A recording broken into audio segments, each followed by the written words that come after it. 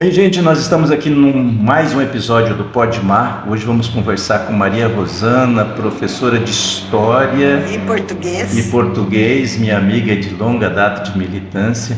Mas vamos deixar a história para ela contar, mas antes eu queria pedir para você acionar o sininho, se inscrever no nosso canal, porque segunda, quarta e sexta sempre vai ter um episódio novo do Podmar para a gente estar olhando as nossas histórias de sucesso, as nossas histórias de vida.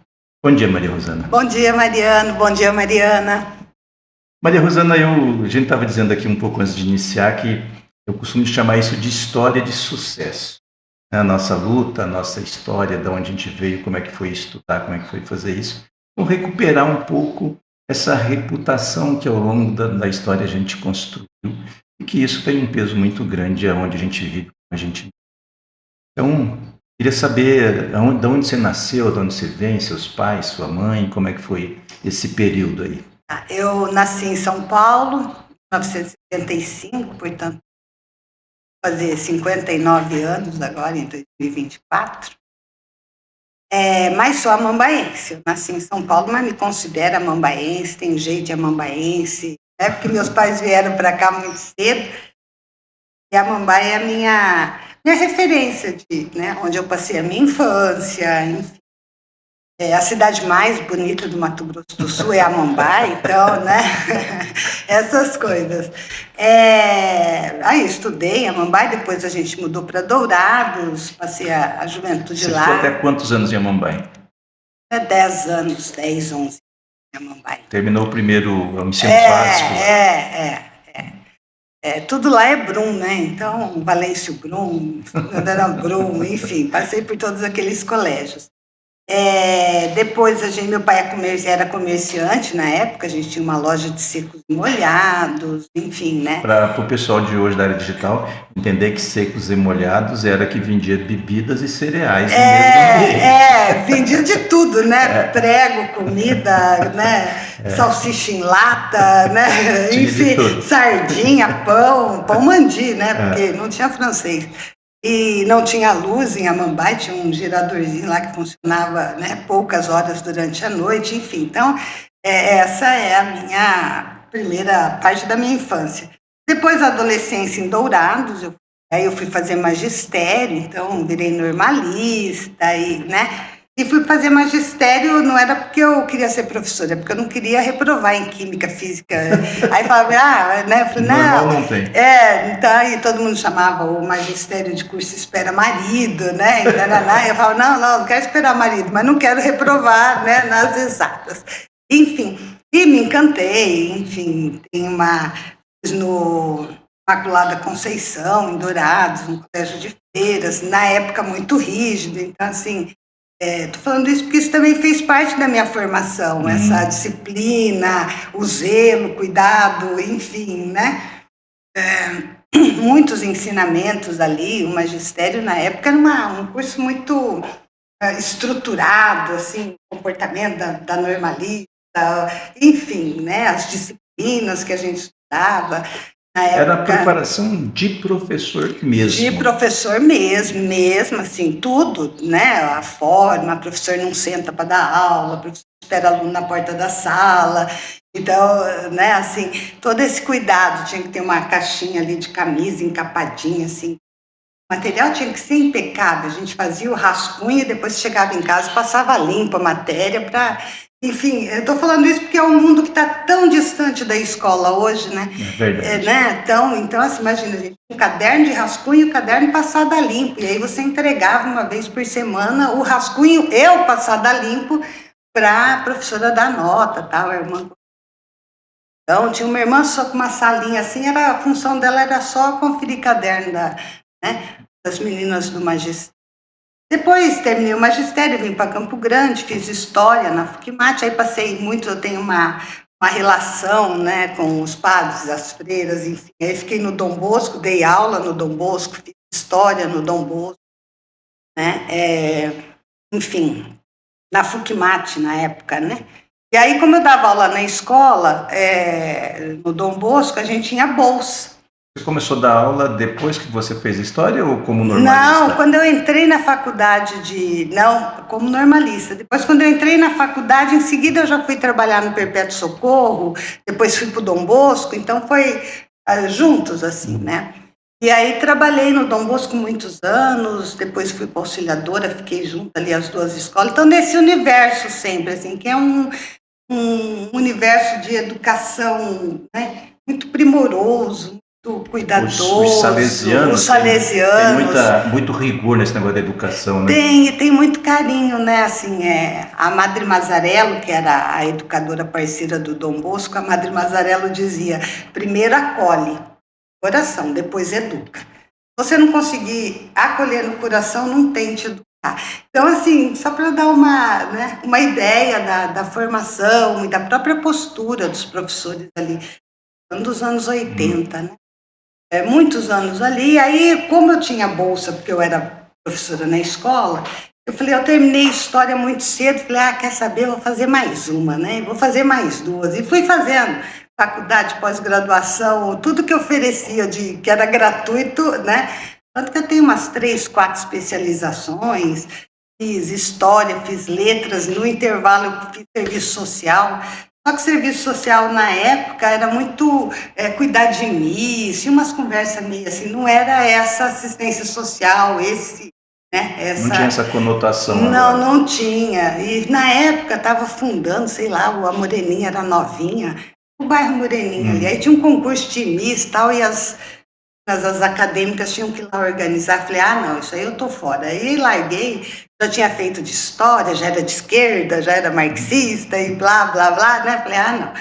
E aí larguei, fui fazer letras. Aí me encantei com as letras, tanto que fiz mestrado depois na área de letras.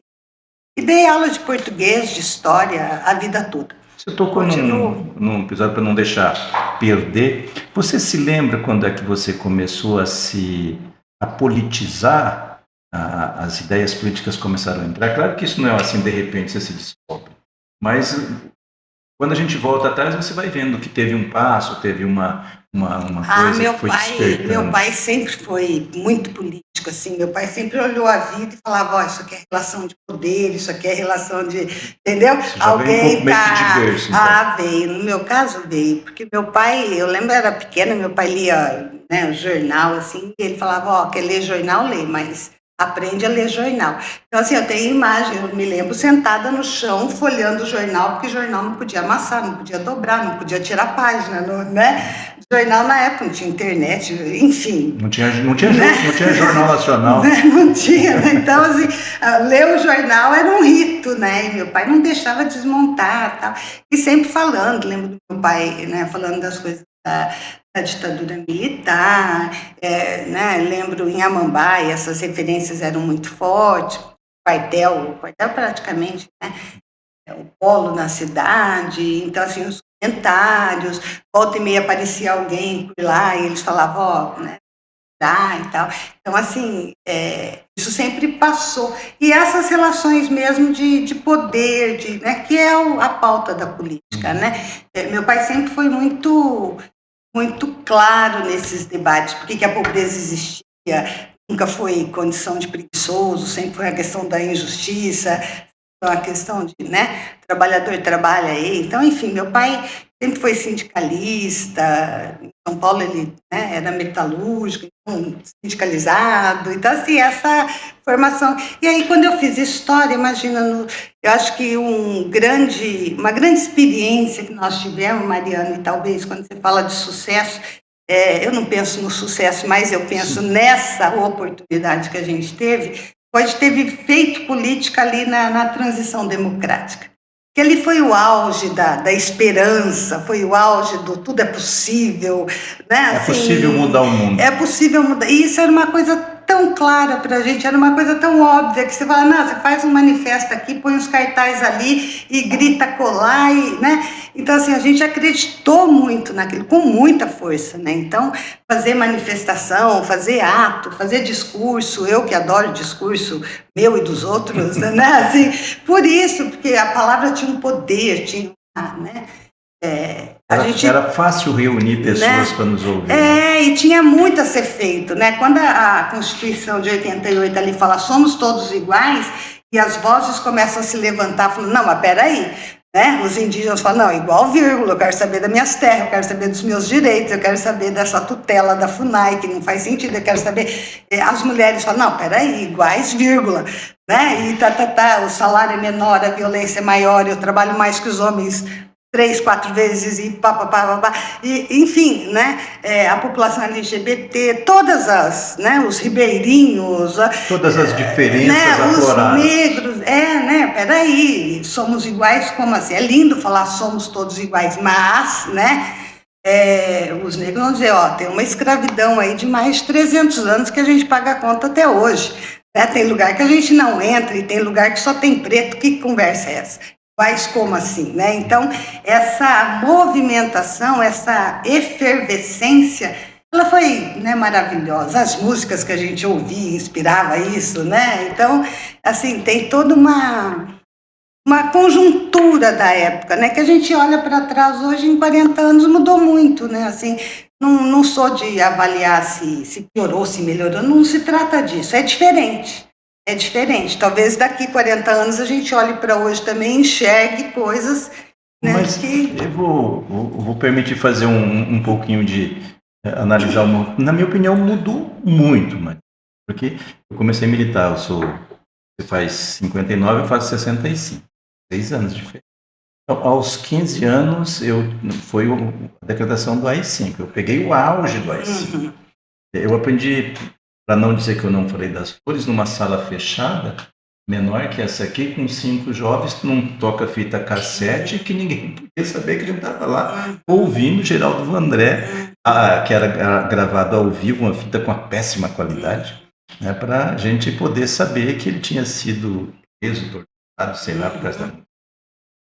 Então, eu vivi esse período. Participei das SEBs, onde discutia que a igreja era o espaço que a gente podia, na juventude, discutir. Então, lia o Evangelho, e o Evangelho já nos remetia a uma questão da saúde, que foi o período da meningite, 75, foi a epidemia de meningite. Eu não sei se foi, acho que foi semelhante ao Covid agora, mas foi onde nasceu o PNI, o Plano Nacional de Imunização, que foi por força das reivindicações populares que a ditadura criou o PNI para fazer a vacina da meningite. Então, todo esse período eu vivi e a gente não podia reunir. O padre nos dizia, olha, vocês venham se reunir na igreja, porque não pode se reunir na casa de vocês. Tal. Eu não sabia por que não podia reunir em casa. Em casa a gente podia fazer os círculos de orações. Aí a gente fazia o debate e tal, mas reunião fora desse aspecto não podia. Veja, lembrando disso, só o fato de você poder discutir livremente, você pode ser xingado ao vivo e a cores, você pode, enfim, você pode fazer manifestações de qualquer tipo, você pode exercer, embora com os preconceitos latentes da nossa sociedade, a liberdade religiosa, você pode fazer. Então, tudo isso fez parte da luta social. E isso fez parte desse período que você falou, dessa efervescência toda. Isso veio junto. Eu acho que nós é que fizemos essa luta. Hoje a gente, não sei se por cansaço ou pela idade mesmo, a gente está num outro patamar para fazer isso. E quando eu falo de sucesso, é isso. O sucesso. Porque eu não consigo ver... o sucesso daquela abertura sem a participação que nós tivemos, a juventude, a nossa geração teve. Não consigo. Verdade, verdade. E assim, até de forjar o comportamento também, né? As questões da cultura, né? Os nossos medos, por exemplo, era ser pelego, né? Né? Então você não podia tomar Coca-Cola porque estava patrocinando o imperialismo, né? Cuidado com a roupa que você está usando, porque não podia ter nada escrito em inglês, porque você estava lá, né? Babando ovo no Tio Sam era adversário, e questões que permanecem até hoje, né? Palestina Livre, por exemplo, né? Todos nós fizemos inúmeras, né, caminhadas e papapá, e pelo menos um adesivinho pregado no caderno Palestina Livre a gente tinha, né? Então, assim, tem que, né, se debate, enfim, essa confusão toda só está se agravando ainda hoje, 2024. Então, tem questões que não se resolveram, né? Tem muitas das questões não se resolveram. Assim. Pegar um exemplo, a questão indígena, né? Falar nesses 40 anos de luta, de inúmeras questões. Mas vou fazer o papel do advogado. Mas esse dia eu estava vendo esse negócio da questão indígena, vi uma reportagem dos anos 70, o Emílio Garrastazu Médici, em cima de um trator abrindo a Transamazônica, matando índio, e não teve uma reportagem nacional que dizia que os índios estavam sendo mortos. E milhares de índios foram mortos, foram expulsos, porque a estrada cortou aldeias todinho.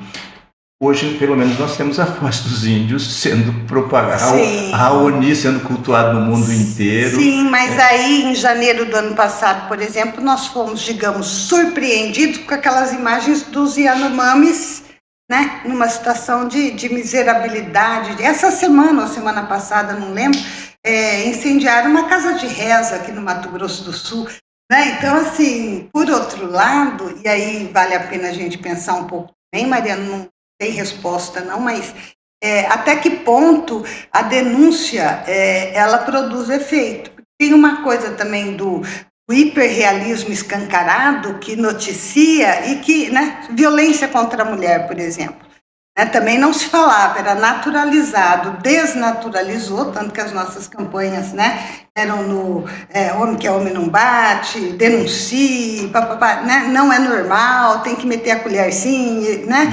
Então, em briga de marido e mulher, mete a colher, e todas essas questões que foram trazidas ao longo de militância, estudo, políticas públicas, etc., etc., e o índice de violência contra a mulher continua, né, lá em cima. Então, tem alguma coisa aí que a gente não chega a de fato tocar. É diferente, por exemplo, do cinto de segurança. O cinto de segurança foi uma entrada na vida da gente, porque ninguém usava, nem tinha direito de cinto de segurança nos carros, ficava lá, ninguém tirava, enfim, né? E hoje você entra no carro, você põe o cinto de segurança.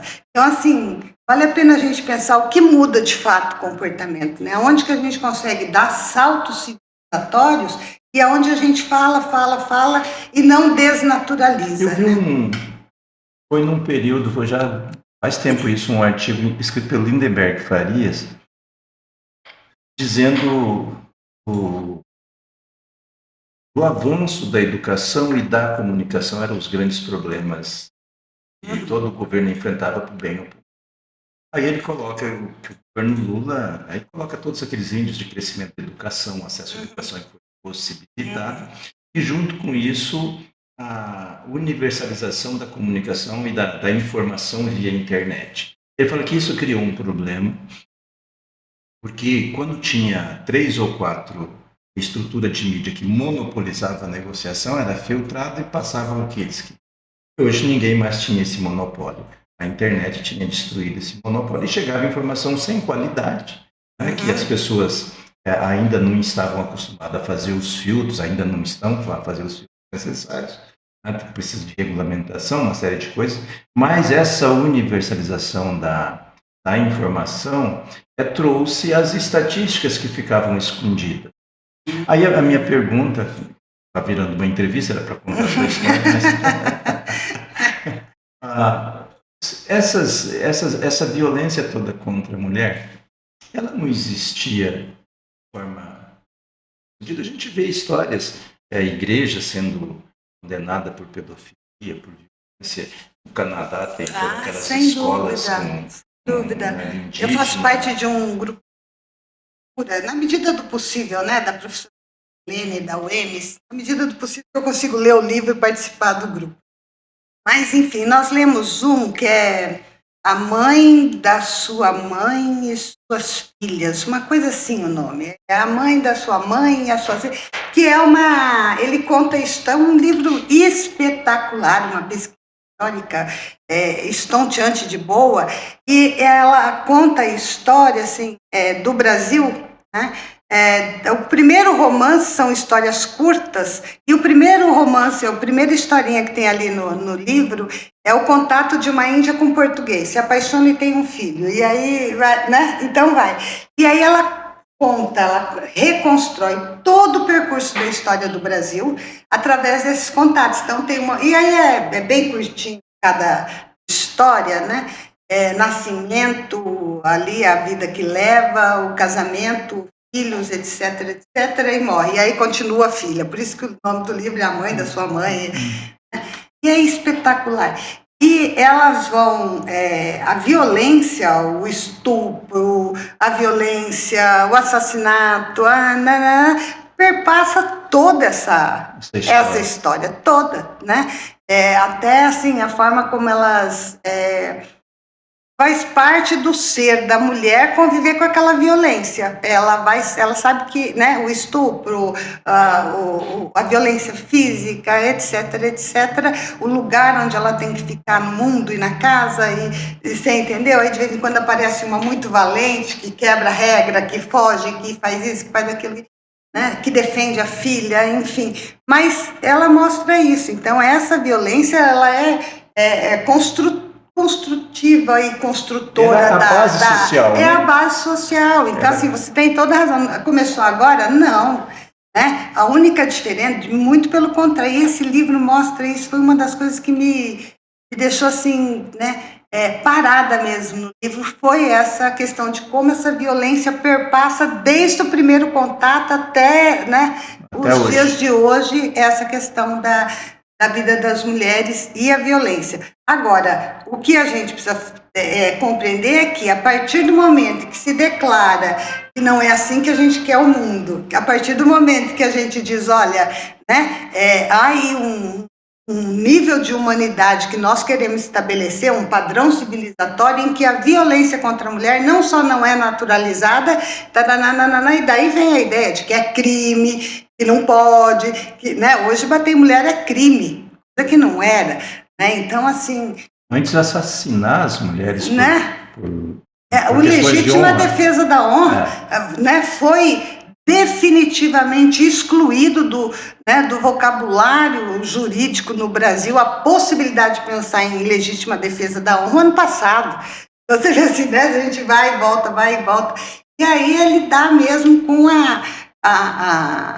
como que por isso que eu falei do cinto de segurança, né? Porque eu desejo que a violência contra a mulher, ela tenha um índice de sucesso que teve, por exemplo, do cinto. Você entra no carro e aí a mesma coisa, o romance está acabando, você está, né, se dando mal ali, a fila vai andar, enfim, né? Mas você cai fora, não, você entendeu? Assim, não é a ideia de que, né, tem que espremer e tem que... Você acha que toda essa efervescência, toda essa consciência, ela foi possível a partir da Constituição de 88? A Constituição revelou, né, abriu essa possibilidade, né, abriu.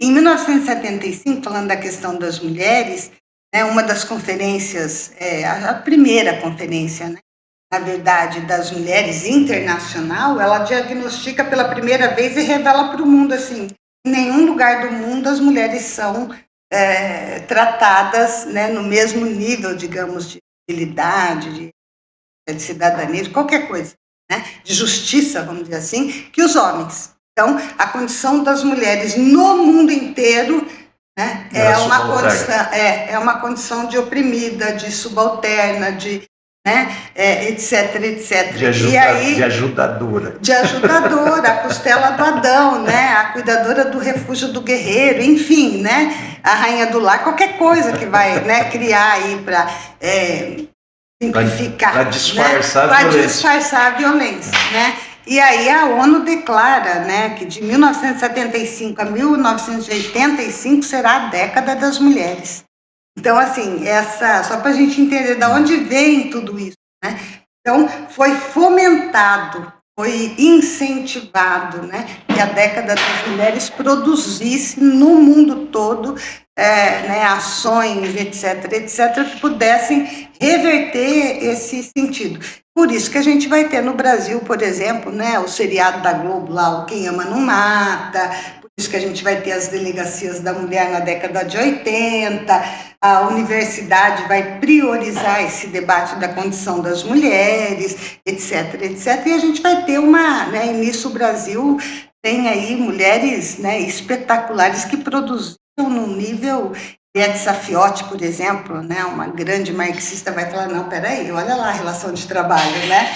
E vai se... Tem mais coisa aí. Tem mais coisa aí, e vai, né, desmontando tudo isso. Olha a condição das mulheres negras com relação à questão das mulheres brancas, as norte-americanas vão chamar muita atenção para isso. Vai dizer, ô bonitinha feminista, você está aí, papapá, mas a negra está lá na sua casa de avental, né? Então, que feminismo é esse, né? Me lembro dessa história de negra, quando em 85 o Sarney criou aquela comissão de notáveis para apresentar uma proposta da Constituinte, que não foi, acho que nem foi aproveitada, e aí ele nomeou a primeira, não tinha nenhum negro. Aí houve uma chiadeira, ele nomeou um jurista de São Paulo, nem me lembro o nome dele, um negro. E aí o Grupo 3 trouxe esse cara aqui em Campo Grande para uma palestra. Eu me lembro que numa das falas que ele disse, ele falou, olha, se você pensar na miséria no Brasil, e numa pessoa miserável no Brasil, aonde ela mora vai ser no lugar mais distante, mais empobrecido, mais sem nenhuma estrutura do Estado. E essa pessoa vai ser uma mulher negra. Eu fiquei imaginando aquele negócio. E aí eu cresci na comunidade de São Benedito ali, né? E vendo aquelas mulheres, né? Porque São Benedito é uma aldeia africana dentro de Campo Grande. Tem os costumes, tudo a mesma coisa.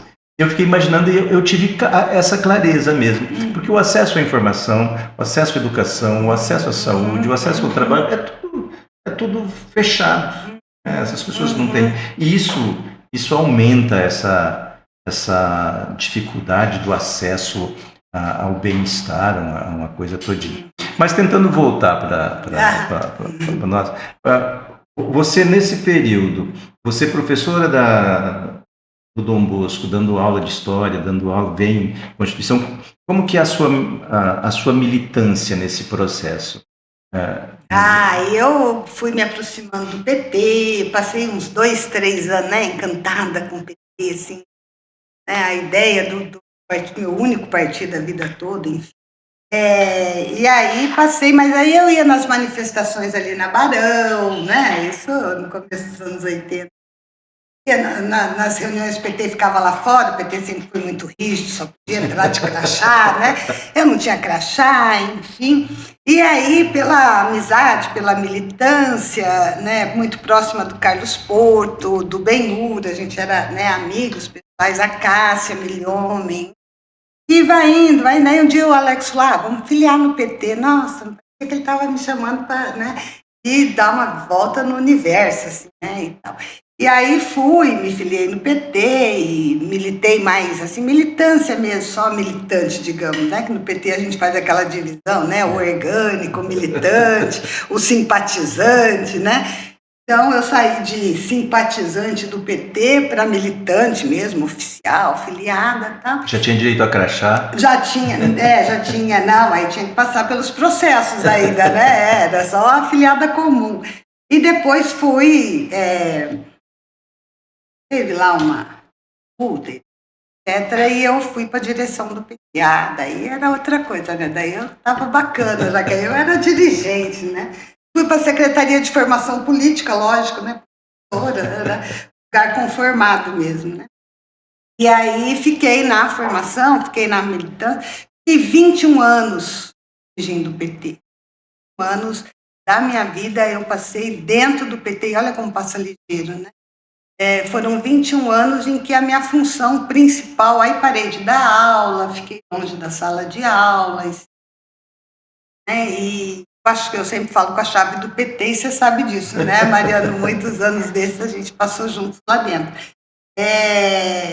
Assim, vivi momentos belíssimos, momentos terríveis, né? Final de... foram 21 anos no PT, depois... Perdi uma eleição para presidente e tal, e estava a vida brava, enfim. E aí voltei para a sala de aula. E aí voltei, fiquei dando aula, mas, né, isso agora os últimos 10 anos, acho. Uns 10 anos ou mais isso. Voltei para a sala de aula, fiz mestrado, né? Reconstruí, não participei mais da vida orgânica do PT. Quando, no governo Zeca, você participou da implantação da primeira coordenação de políticas públicas para a mulher do Estado, e acho que foi até do Brasil, né? Estadual foi, né? Estadual foi. Tem ali umas confusão né? Mas assim, com autonomia, hierarquicamente naquele, porque faz muita diferença o lugar onde está o mecanismo de políticas para as mulheres, né? Que é um debate que a gente faz hoje, por exemplo, né? A política pública para a mulher, na instância em que ela está, ou municipal ou estadual, né? Ela tem que ter uma estrutura autônoma, né? Ela tem que ser vista, ela tem que sentar na mesa de negociações. Então, assim, por exemplo, hoje a gente reivindica e não estamos confortáveis com o lugar da subsecretaria da mulher no governo do Estado em função disso. Porque se você pegar no governo do Lula, o que ele fez? Ele criou um ministério.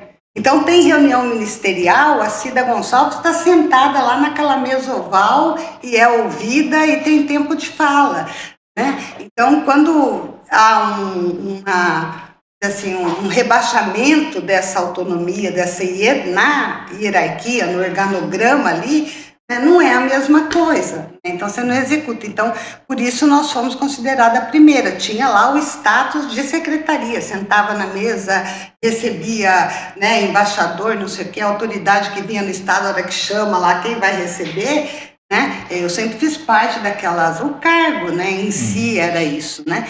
De receber, de, enfim, dialogar, de reivindicar. Mas também foi essa autonomia possibilitou o primeiro pensamento de políticas públicas a partir de uma estrutura de Estado para as mulheres aqui. Sim, e a gente, nossa, foram 13, 14 delegacias da mulher no Estado, né, instalado, porque aí e a gente tinha muito apoio, tanto do governo, pela própria estrutura, a participação que a gente tinha ali naquela, né, na eleição do Zeca, né? Então, já era uma figura reconhecida dentro do secretariado. O secretariado sabia que, né, que a gente estava fazendo ali era importante. Então, a gente conseguiu 13, 14 delegacias da mulher, conseguimos, né, inúmeros movimentos, assim, geração de renda entre mulheres. A primeira casa-abrigo no Estado foi na sua gestão? Foi. A Casa-Abrigo de Campo Grande, depois a Casa-Abrigo de Dourados, uma ideia que a Cida sempre insistiu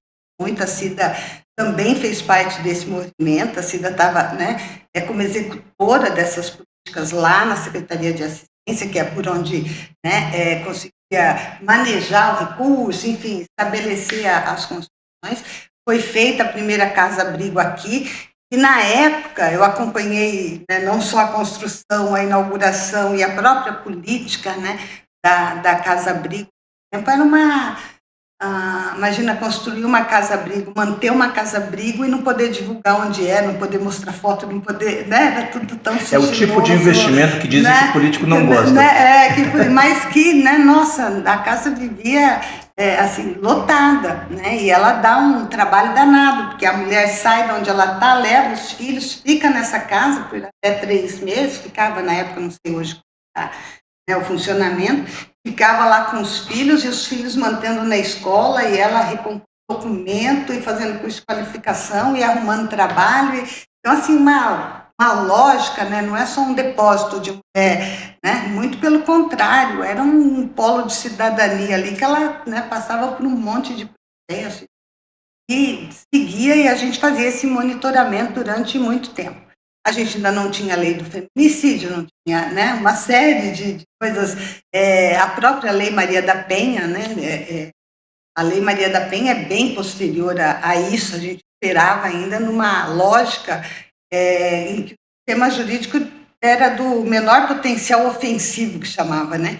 Então, a mulher vítima de violência, mesmo essa e tal, nessas condições, ficava lá, era uma cesta básica. E o agressor ainda falava, tá vendo? Vai passar fome com o seu...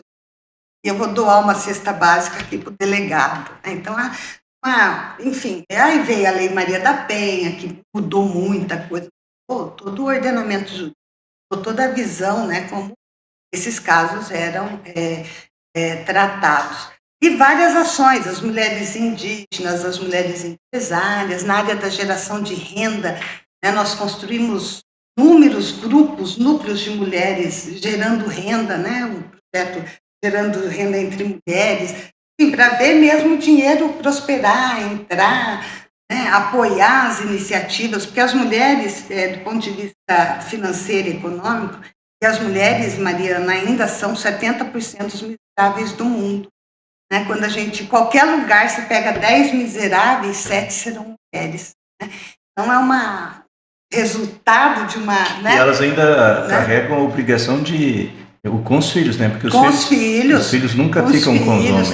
E nem são, né? Hoje eu vi uma manchete agora de manhã, passando o olho, assim, nem li a matéria toda, uma criança que foi encontrada em uma barraca, né? E a manchete hoje tá nos jornais, né? A mãe né? Então, assim, o resultado final da operação da polícia é que a mãe foi encontrada e já foi indiciada, criminalizada, e ninguém fala, né? Porque na Constituição é dever do Estado, da família, né? Não está escrito lá na Constituição a mãe, a mulher, né? É a família, e a família não é só a mãe. Não, e essa coisa, então, o pai nunca é buscado. Nunca é buscado. A responsável sempre é a mãe que tem a guarda, e não importa as condições de trabalho que ela tem, ela não tem direito a lazer, ela não tem direito a nada. Aliás, isso eu lembro uma coisa linda que nós fizemos no governo, aí foi um conjunto de que foi colocar, e hoje no governo do Lula funciona assim também, que foi colocar os programas sociais no nome das mulheres, lembra? Que foi uma iniciativa exatamente por isso, porque, né, eu lembro da doutora Nancy, defensora, Nancy Carvalho, né? E a Nancy fala, não adianta, então vai pegar o dinheiro e vai, né? Aí você vai voltar uma semana depois. Tá? Lógico que não são todos, nós estamos aqui, né?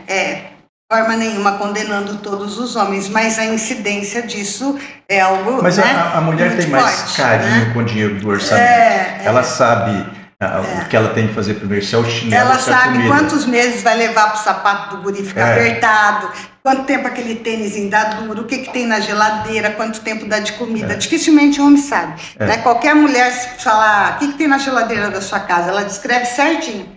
Dá para alimentar quantos dias, ela sabe certinho. Dificilmente um homem tem essa conta na cabeça dele. Ele fala, não, acho que tem umas águas, umas manteigas, acho que tem uns ovos, acho que tem... A mulher sabe, ela sabe fala, que eu não olhei a geladeira? Então, a mulher sabe, ela vai falar, tem 4 ovos. Se fizer uma omelete, né, com 2, vai dar 2 dias de alimento. Ela sabe exatamente o que tem. Então, assim, só que isso, a gente precisa colocar, na minha opinião, no seu lugar. E o seu lugar desse debate isso foi construção cultural.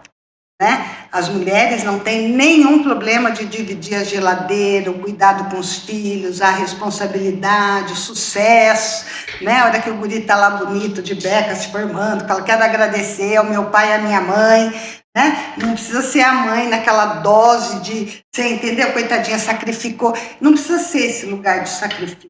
Nem a maternidade, as mulheres amam os filhos e a gente, enfim, não se trata disso, mas esse lugar é meio forçar demais a barra, sabe, como só da mulher, aí o guri vai lá, né, eu vi agora a cena do menino tirando a beca, e aí por baixo, né, obrigada mãe, foi manicure a vida inteira para eu me formar, e o pai? Né? Assim, eu fico pensando, sabe que eu não estava também na portaria de um prédio? Imagina, o porteiro é um serviço pesado, ficar sentado ali, né? 40 anos, abrindo e fechando um portão, né? Para sustentar um filho. Então, essa relação, ela pode ser melhor equalizada, né? Ela pode ser melhor. Né? Eu tenho um sobrinho, enfim, e ele agora fez um pacto, ele separou da mulher e fez um pacto e está com um filho. Né?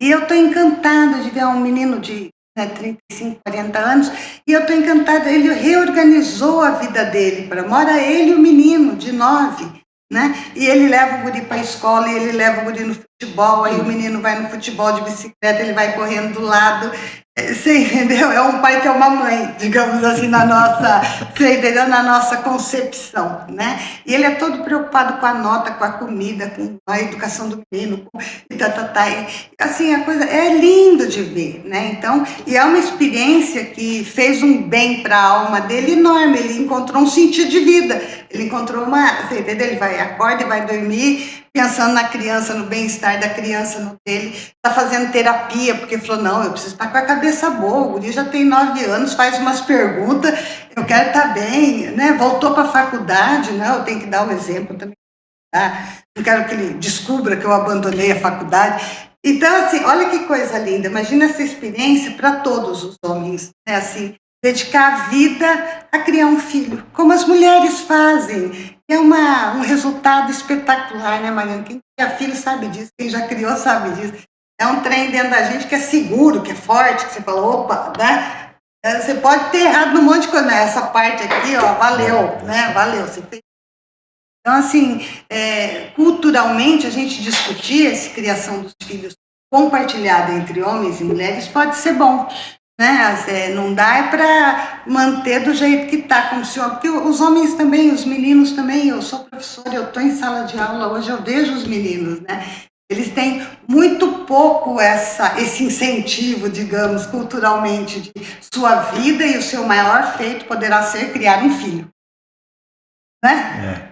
Então, assim, fica aí vagando, fica aí na noitada, fica aí não sei, quando poderia estar dedicando a cuidar de um filho, como as mulheres fazem. As meninas que ficam grávidas muito jovens, o que elas fazem, né? Parece que a relação no conjunto, a maioria dos pais, de mães, ainda continua separando a educação de homens e mulheres. Por mais que a gente, nossa geração, tenha vivido isso, querendo dar uma educação diferente daqui, mais aberta, mas a gente não avançou para isso, para a responsabilidade da família. A gente quer ver o filho formado, quer ver o filho bem-sucedido, quer ver isso, mas a gente não. Para que eles cuidem de filhos, ou que eles pensem isso.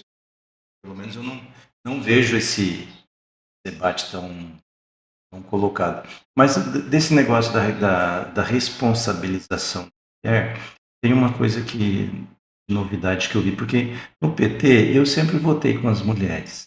Vinha uma questão, pleito das mulheres, eu nunca discuti o conteúdo, eu sempre estou com vocês e sempre encaminhei. Era a questão do aborto, era da violência, eu não parei para discutir. Mas eu comecei a ver uns debates assim, que aborto é questão de mulher.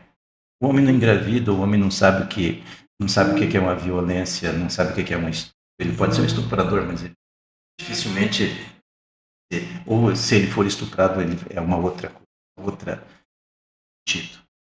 É uma.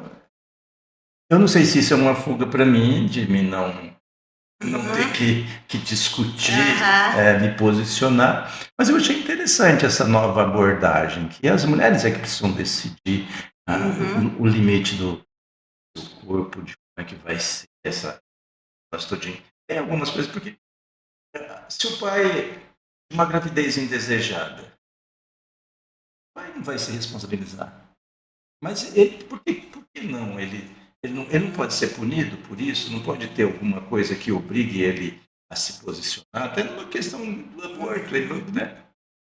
Talvez se ele fosse obrigado a dizer, não, eu quero que aborte, talvez ele pudesse ter uma posição diferenciada. Esse debate é um dos mais não. Ele foi eleito para ser o mais delicado, né? Assim, ele foi eleito.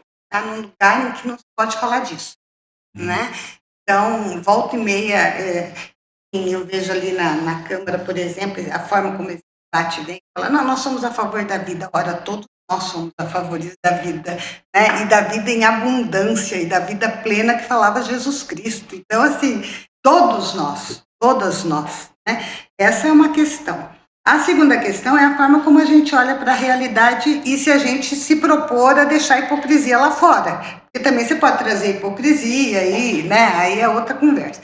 Mas se a gente for falar mesmo da realidade, o aborto é uma realidade que está presente na vida das mulheres e dos homens. O aborto é uma realidade decidida por muitos homens, você sabe disso. Inclusive, a gravidez indesejada, ela é muito mais indesejada pelos homens do que pelas mulheres, na maioria das vezes. E essa gravidez indesejada pelo homem, ela vira aborto. Ele que paga, ele que leva, ele que decide, ele que resolve, ele que argumenta, ele que contra-argumenta, enfim, os homens sabem disso melhor do que eu, porque essa, não é, Mariana? Eles sabem onde ficam as clínicas. Não é assim? Então, essa é uma realidade que está colocada aí, faz parte do dia a dia. Você pode não querer falar sobre elas, esse mesmo cara depois vai falar que não, né? Então, assim, esse é um debate muito complicado. E o que as mulheres fazem e fazem há muito tempo, né? É dizer, olha, nós precisamos falar sobre isso. É preciso descriminalizar. Não existe nenhuma mulher, e eu, ao longo de todos esses anos de militância, nunca vi uma mulher que fosse, né, declaradamente a favor do aborto para matar criancinha. Pelo amor de Deus, somos humanas, né? São as mulheres. Só que existe uma realidade que provoca nas mulheres, né, um problema de saúde pública, que provoca nas mulheres inúmeros casos de mortalidade materna, comprometimento da saúde, enfim, e que atrapalha o próprio debate sobre isso. Quem vai criar criança? Que é a conversa anterior agora há pouco, né? Então vamos falar assim, então tudo bem, não vai fazer aborto? Não vai, mas vamos cuidar, né? O pai vai chamar lá o filho, o vô da criança e vai falar, você vai mudar a sua vida porque você vai ter um filho para criar a partir de agora, né? Não se fala também. Então, aí entra fogo em qual debate? O do aborto. Como se tivesse um grupo de mulheres maluquete falando, não, vamos abortar, vamos abortar, vamos abortar. Não, não é isso. O aborto existe, ele é um problema de saúde pública e nós queremos que ele seja descriminalizado. Né? Ao invés simplesmente de colocar lá esses rótulos todos, fechar esse portão do diálogo e não querer ouvir, vamos ouvir. Ouve a mulher, ouve as condições dela, o motivo dela. Né? Então, quando a gente fala em descriminalizar, nós estamos falando disso. E essa é uma discussão que precisa ser feita. Quando a gente fala lá dos 70% dos pobres do mundo são mulheres, né? Pergunta por quê? Né? Aí fala, não, mas eu sou a favor da vida. A favor da vida todas nós somos, ponto. Agora, que vida, que condições, como essas crianças estão sendo criadas. Vai na periferia, Campo Grande tem hoje, Mariana, 38 favelas. Né? Quando a gente fala de favela, nós estamos falando de precarização em todos os sentidos, transporte, alimentação, o sanitário, não tem cama para as crianças dormir, dorme 4, 5 crianças. É isso que é a favela, é essa condição então, não pode ser um debate isolado, tem que ser um debate dentro dessa história toda, tem que ter, no mínimo, a disposição democrática de ouvir as mulheres. São as mulheres quem tem que falar, porque é elas quem tem que falar. Então, assim, né, não esse lugar da mulher histérica gritando lá, rodando, você entendeu? Queremos abortar, Não. Quando a gente fala de vamos ouvir as mulheres sobre a questão do aborto, é sobre essas questões. É sobre como criar essas crianças, como essas crianças estão sendo criadas, né? No mundo tecnológico, no mundo high-tech, no mundo, né, de inteligência artificial, no mundo que está lá na frente com o mundo do carro elétrico, né, um mundo que está lá na frente para um monte de coisa e outras, né, ficam paradas aqui sem nenhum sentido, sem nenhuma, né, explicação. Maria Rosana, me diz uma coisa.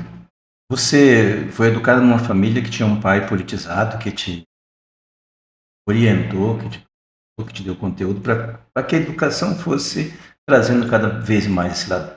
Militou durante a abertura política, a Nova República, viveu todas as transformações, viveu toda essa euforia. Passada a euforia veio a normalidade. No último governo a gente teve uma baita depressão política. Mas como é que você se sente? Você acha que a sua contribuição valeu a pena? Acho, mas eu também gosto do futuro, né, Maria? Eu estou lendo um livro lá que está dando um trabalho danado, que é uma coisa nova, o prefácio da Rita Von Hurt, entendeu? Então, assim, eu sou muito mais do futuro e de tentar entender, né, o que nos espera, o que dá para fazer, o que é possível. Eu gosto dessa pegada, né, do futuro. Agora, também recebo muito carinho, sabe, assim, a forma como eu sou tratada pelas pessoas, a maior parte das vezes, me dá essa dimensão desse passado que foi construído, que às vezes eu sou celebrada de uma forma, né, que eu falo, uai, gente, sabe? É tudo isso mesmo? É tudo isso, né? Eu sou uma pessoa que, assim, eu poderia dizer que durante a semana eu escuto Eu Te Amo várias vezes, vindo de vários lugares. Então, e é um amor político, e é um amor, né, desse reconhecimento do muito que foi feito. Foi feito muito? Foi, também acho. Se a gente pegar, e aí o Zeca do PT, a dona Gilda, né, meu agradecimento, embora a gente tenha construído junto, né, não tem aí nenhuma... mas é realmente, né, é muito bacana o que a gente fez junto, que a gente construiu junto, a forma como eles apoiaram as minhas ideias, né, a Feira Mulheres em Movimento, quando eu lembro daquilo, foram 7 edições daquela feira, então esse Eu Te Amo muito foi de gente, inclusive, que foi lá na feira, porque a gente juntava dezenas de grupos de mulheres das mais variadas, né? As mulheres de carreira jurídica, da BPW, as elegantérrimas e as índias que vinham de todas as aldeias do Mato Grosso do Sul, as mulheres indígenas lá comercializando, né? Um dia a gente estava dando a feira, eu e o Zeca governador e tal, e eu apresentando a feira para ele, aquelas coisas. E tal. E daí eu disse, Zeca, você sabe onde estão as nossas mulheres indígenas? Porque tem várias barracas delas de comercialização. Eu falei, Zeca, aonde, Rosaninha? Eu falei, estão tudo lá no Jandaia. E o Zeca ria, sabe? E as índias assim, porque foi uma experiência espetacular, né? Se as palestrantes estavam nem me lembro se era mesmo, mas enfim, um desses bons hotéis, né, da cidade na época. Se as palestrantes estavam naquele hotel, a nossa ideia foi as nossas convidadas ribeirinhas indígenas também estarão. Então, a realização de tudo isso é um baita sucesso, né? É um baita sucesso. Agora, perguntar, tem muito para fazer? Muito. Eu estou tentando, por exemplo, fazer doutorado, já prestei 2, 3 exame de seleção e reprovei nos 3, então assim, ainda tenho, né, eu quero entrar no doutorado. Eu tinha me proposto a me presentear com doutorado com 60 anos, falta um ano e eu ainda não consegui passar na prova, né, acho que eu vou mudar o tema, tal, para ver se eu dou conta, assim, quero fazer doutorado em poesia, né, e aí, imagina, não consegui passar ainda, eu vou lá, faço a matéria, tiro 10 da matéria, faço a prova em um dos processos, capota, né. Então, estou tentando. Então, assim, eu gosto muito de pensar no futuro, eu gosto muito de pensar, né, nas coisas que tem para fazer, nas coisas que... Essa questão das mulheres, por exemplo, que você vai falar, é um lugar tranquilo que você navega bem porque entende bem o assunto. Médio, né, porque hoje nós temos, né, inúmeras novas teorias. A Judith Butler, por exemplo, bagunça bem a cabeça da gente, né? Então, toda essa questão do LGBTQIA+, né, que precisa ser incorporado, então tudo isso, por exemplo, é um lugar, né, muito, muito, muito instigante do ponto de vista do que ainda tem para fazer. A violência contra a mulher, por exemplo, você militar 40 anos num assunto, né, e você não conseguir, você entendeu? Achar que ainda falta. Né? E eu fico pensando, mas aonde que está faltando? Aonde que é o pulo do gato? Aonde que é... Mas isso é muito Paulo Freire, né? Uai, né? Eu sou Paulo Freireana, né, Mariana? Eu tenho o privilégio, né, de tê-lo como meu mestre, meu guia. Porque o Paulo Freire tem uma qualidade que eu acho a mais bonita do mundo. Ele é muito humilde. Ele é muito humilde. Então, assim, essa humildade, ela faz com que a curiosidade, você entendeu? Tinha uma capacidade de observação, né, extraordinária. O Paulo Freire é genial, né? Ele é capaz, a teoria dele produz sujeitos felizes. E, ao fim e ao cabo, o que importa na política, na vida, na família, né? Enfim, o que importa, né, é ser feliz. Você quer comer, ficar bem alimentado, satisfeito, porque isso dá um bem-estar. Então, esse estado de bem-estar, né, e o compromisso do Paulo Freire é com isso, com a alegria. Tanto que ele fala da alegria como um elemento político, um instrumento da prática pedagógica, blá, blá, blá, blá, fundamental, né? Ele fala, não tem educador triste. O educador é, por princípio, alegre, e o educando também. Então, você imagina essa... E falta isso no mundo, né? Falta o quanto se a alegria fosse tida mesmo como um valor nosso, do nosso fazer das coisas, né? A felicidade. Então, assim, às vezes acho que pega um atalho meio errado, ganhar dinheiro para ser feliz. Ser feliz e ganhar dinheiro, né? Assim, então, é as ordens de prioridade, né? Não estou falando que não ganhar dinheiro não é importante, é importante. Mas ser feliz é mais. Gente, eu iniciei esse bate-papo aqui com a Maria Rosana falando de história de sucesso. Talvez você possa me entender mal, que sucesso às vezes as pessoas sempre vinculam a ganhar dinheiro, a ser milionário, a ficar, enfim. Mas ao longo desse bate-papo você entendeu o que eu disse, história de sucesso. Os feitos, a vida, a contribuição da história e da militância da Maria Rosana a torna uma figura de grande sucesso aqui no Mato Grosso do Sul.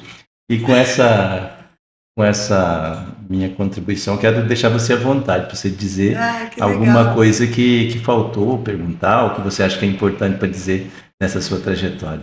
Eu refleti agora sobre essa questão do sucesso, porque a gente que é de esquerda, né, marxista, comunista, assim, né, sucesso é uma coisa meio hollywoodiana, né, até o Pedro Cardoso falou agora de manhã, Pedro Cardoso falando das mídias, eu gosto muito dele, né, algumas reflexões, e ele disse assim, que a imprensa, a mídia, né, produz tanto conteúdo e falando da vida dos artistas, não da arte em si, né? E eu falei, gente, então o sucesso sempre ficou nesse lugar da vida do artista, da caras, né? E depois você vê lá, né, a moça que apanhava do marido, né? Enfim, né, esses rolos todos nunca fez parte do vocabulário do meu, por exemplo, do vocabulário da gente que é de esquerda, a questão do sucesso. Mas se a gente pensar no bem-sucedido, né? Sim, porque concilia ali o... Né? Se hoje o governo Lula tem as políticas sociais, foi graças a ter sido pensado aqui no Mato Grosso do Sul. O modelo foi pensado aqui. Sim. Então, isso verdade, sucesso. Verdade, muita coisa. Aliás, eu aprendi com você, Mariana, e eu sempre reproduzo isso. Eu aprendi com você uma história que foi Maria Rosana. Zaninha, né? Zaninha, a melhor vitória é aquela que você fecha a porta e fala, essa eu ganhei. Só você, ninguém precisa saber, né? E quem convive comigo sabe que eu reproduzo muito isso, assim, né? Porque a vitória verdadeira mesmo não é aquela que você anuncia lá, né? Às vezes você está tão estrupiado e chega lá no palco e passa a maquiagem, e parece que está tudo bem, na foto está tudo bem, mas por dentro não. E o contrário disso também, aparentemente, você fala, né, não tem o seu nome lá na placa da vitória, né, da chegada, mas a hora que você fecha a porta do quarto lá, ou do banheiro, você fala, boa. Tá? Essa eu colaborei. Essa eu colaborei, isso aqui tem dedo meu, isso aqui, né? Então isso é espetacular. E eu me sinto muito grata, lógico, né, por todas essas experiências, a idade tem essas coisas, né, você vai tendo um percurso, uma trajetória que é muito legal. Recentemente a filha da Jaque e do Romo, que você conhece, os dois, a Celzinha, eu dei aula para ela do redação do Enem e ela passou na faculdade de Direito. Eu imagino, eu dava aula às 6 horas da tarde, correndo na coisa de redação. E aí ela passou e aí a Jaque me mandou um agradecimento e mandou a foto dela como caloura na universidade, da Cel no meu colo bebezinha. Né, assim, daí você fala, nossa, o tempo passou, assim, sabe? Né? Então, esse percurso, se olhar assim, é bem legal. Mas eu também gosto muito do futuro, eu também gosto muito você entendeu? Daqui para frente, como é que é, né? Tem que ser. Você deixa o cabelo branco para enganar um pouco, o povo fala, uma velhinha, né? E aí você vem, entendeu? Eu gosto dessa imagem, dessa ideia. Mas quero agradecer, foi bem legal, Mariana, bem legal. Muito obrigada, gostei, obrigada. Sucesso. Obrigado. Sucesso para a sua história, Mariana, para o programa. Né? Porque o sucesso é isso, né? Se o sucesso nos faz bem, dá esse aquecimento de coração, de corpo, né? Que a gente relaxa, muito sucesso para todo mundo. Como dizem os artistas, merda para todo mundo, né? Que é o equivalente. Gente, assim a gente vai encerrando mais esse episódio do Pode Mar, agradecendo a Maria Rosana pela gentileza de vir conosco e lembrando vocês que vocês precisam acionar o sininho e se inscrever no nosso canal para toda segunda, quarta e sexta vocês acompanharem mais um episódio aqui conosco. Um beijo, um abraço no coração e até o próximo.